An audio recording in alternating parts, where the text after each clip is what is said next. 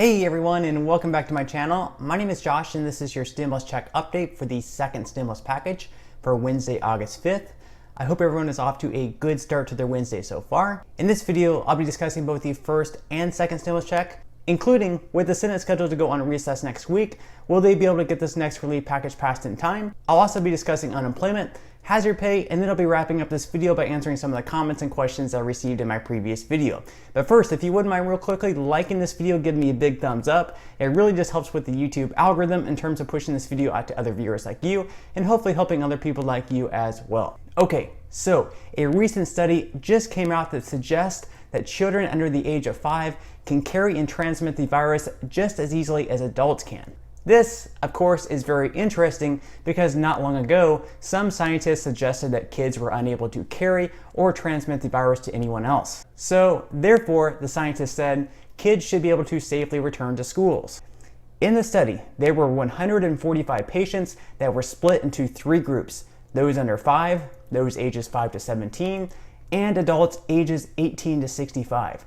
The results were that children had equal, if not more, viral RNA in their noses compared to older children and adults. This, of course, supports the idea that children can indeed carry and transmit the virus just as easily as adults can.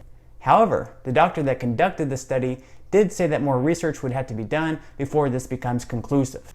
This is real interesting stuff. It seems that for every study that comes out and says one thing, there's another study that comes out later that says the complete opposite.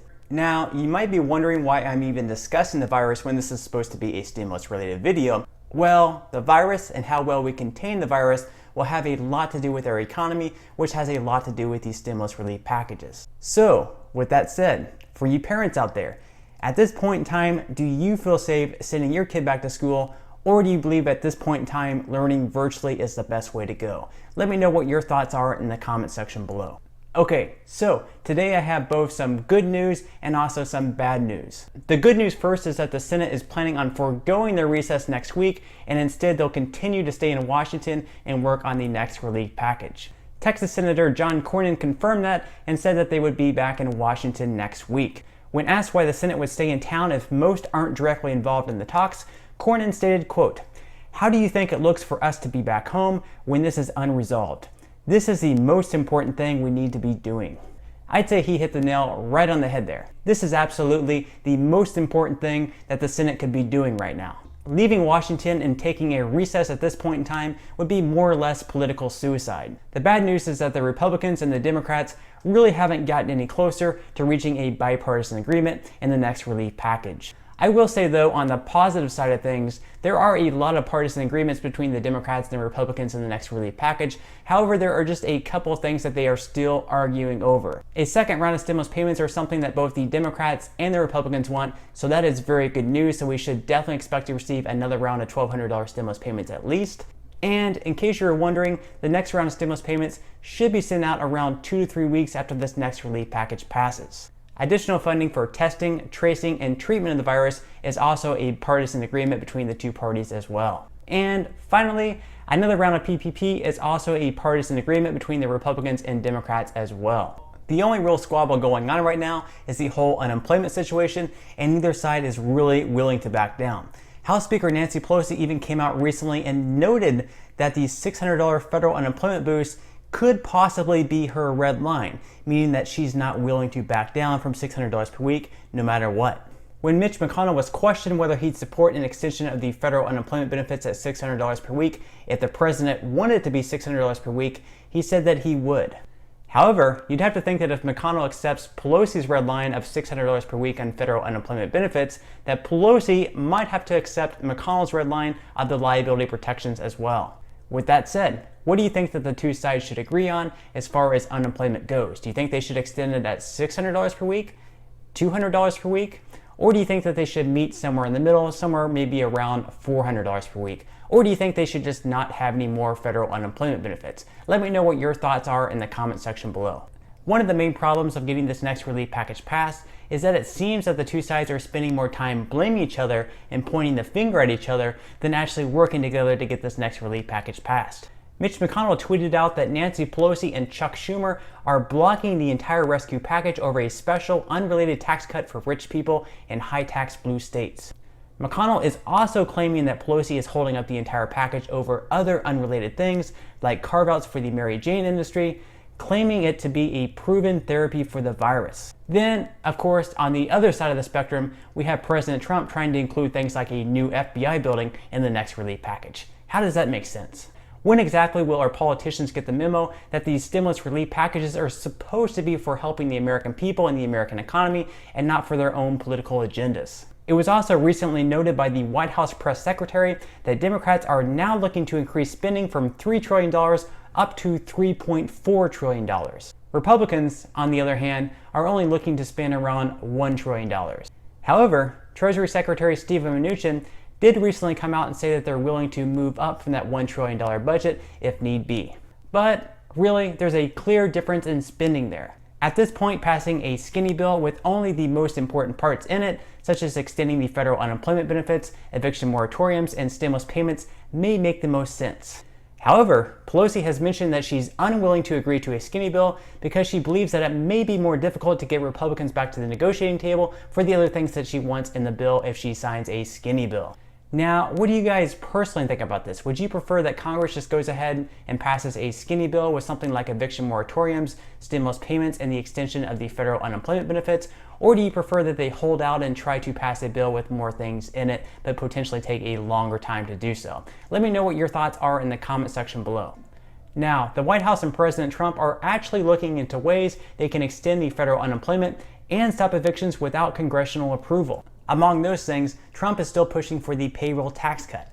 Now, this wouldn't necessarily mean that people wouldn't have to pay payroll taxes. It would just mean that they would have a payroll tax cut temporarily, but then they would have to pay all of that money back later, which really doesn't make much sense to me. Sounds like a real bad deal to me, all around. However, White House economic advisor Larry Kudlow came out and said that he doesn't believe that Trump has the powers to perform these actions. Kudlow said, quote, "We have got to fix and extend the unemployment issues right now. I don't think that can be done administratively. I think that requires an action of Congress." So at the moment, it's a bit unclear of what Trump and the White House can do without congressional approval first. The one thing that is clear is if Congress doesn't act fast and get this next relief package passed, then there's going to be millions of Americans evicted and suffering. Let's not let this situation spiral out of control. We have too many politicians with huge egos who are simply out of touch with reality. The Democrats and the Republicans need to quit playing their game of chicken and get this next relief package passed this week. The government told their citizens that they couldn't go to work. The government forced businesses to close down, and some of these businesses are never going to come back again. So the least that the government can do is at least help people to get by during this hard time. But that's just my opinion. Another one of the issues that the two sides will need to debate over is over hazard pay for essential workers. In the HEROES Act, the Democrats included $200 billion towards hazard pay for essential workers. However, hazard pay for essential workers, unfortunately, is one of those topics that really just hasn't been talked about much. The main topic of discussion right now has been centered around unemployment, and rightfully so, but essential workers really aren't getting the respect that they deserve. I've seen many essential workers who are earning less than some people on unemployment, which really isn't too fair to them. What do you guys personally think about this? Do you believe that essential workers deserve to be paid more simply for working during this time? Let me know what your thoughts are in the comment section below. Okay, so at this point in time, I'm just going to go ahead and give a quick update on the first round of stimulus payments because unfortunately, there are still millions of people who haven't even received their first stimulus payment, even though we may be sending out a second round of stimulus payments here in a month or so if we can finally get that relief package passed. So if you still haven't received your first stimulus payment, the IRS did make some more direct deposits this morning, so I would advise that you go ahead and check your bank account. Even if you've been checking the payment portal and you're seeing that payment status not available, sometimes in rare cases, some people still receive the direct deposit from the IRS, even though the payment portal never ends up updating, so I would still advise that you check your bank account. Now, if you go to check your bank account and there's nothing there, then just continue checking the payment portal in the meantime, and the IRS is going to be sending out some payments next week on August 12th. So in the meantime, just keep checking the payment portal and you will eventually receive a payment date and you will eventually receive your payment if you are eligible. Also, just another reminder, if you did not file your taxes within the last 2 years, or if you started receiving your Social Security benefits this year, then you should go through the non-filers tool, fill that out in order to receive your stimulus payment. Also, just another reminder that you can most definitely call the IRS. Their EIP hotline would be 1-800-919-9835. Now, I would recommend to call a little bit earlier in the day just to avoid those long hold times. Also, if you are an expat living abroad outside the United States, if you still haven't received your stimulus payment, I know you're very frustrated. However, the IRS did recently note that you should be receiving your stimulus payment by direct deposit if you do have a US-based bank by August 12th or August 14th. So that's next week. So that's very, very good news for you guys. However, if you do not have a US-based bank, unfortunately, it could take a little bit longer, and I'm so sorry for that. They're going to have to mail your check instead because they're unable to directly deposit your stimulus payment into a non-US based bank. Okay, so at this point in time, I'm just gonna go ahead and wrap up this video by answering some of the comments and questions that I received in my previous video. And if you have any other comments or questions for me, feel free to leave them in the comment section below. I do try to respond to as many comments and questions as I possibly can. And those comments and questions that I'm not able to respond to, I do try to pick some of the more popular ones to answer in the next video in video form. Okay, so without further ado, let me go ahead and jump into the first comment of today's video. And that comment comes from Sarah. Sarah says, curious for the first stimulus check. We had our second born this year. Will we get an additional amount for the second dependent, or will it only be based on our income tax of last year? All right, thank you so much for that question, Sarah. And first off, I want to say congratulations on your newborn. I know that's very exciting, but also probably keeping you very busy. Secondly, you won't receive $500 for that child this year. However, whenever you go to file your taxes next year, at that point in time, you can claim that dependent as a credit and receive that $500 credit at that point in time. Okay, so the next question of today's video is from Pat. Pat says, will my son get his second stimulus payment on his Emerald card because he got the first one on his Emerald card from H&R Block? Also, I am a dependent on my son's taxes. Will I get a stimulus payment this time around?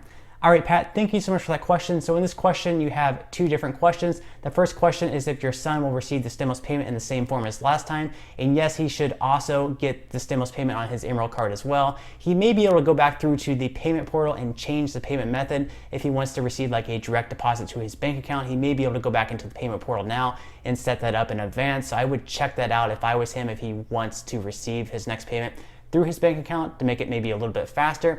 And your second question is whether you'll receive a dependent stimulus check for the next round. And right now, most likely you will. The Republicans and the Democrats both want dependents over the age of 17 to receive a stimulus payment. The Republicans want to give each dependent over the age of 17 $500, and the Democrats want to give each dependent over the age of 17 $1,200. So we'll just have to wait and see how much those dependents over the age of 17 receive in the end. All right, so on that note, I'm gonna go ahead and wrap up this video. If you did enjoy the content in this video and you'd like to see more videos like it, please consider subscribing to my YouTube channel. It is completely free to do so and it's a great support to me. Also, if you would like to receive 2 free stocks from Webull, the second free stock valued all the way up to $1,400, please feel free to claim those 2 free stocks by clicking the link in the description box below. And until next time, I'll see you guys and I hope you have a great day today.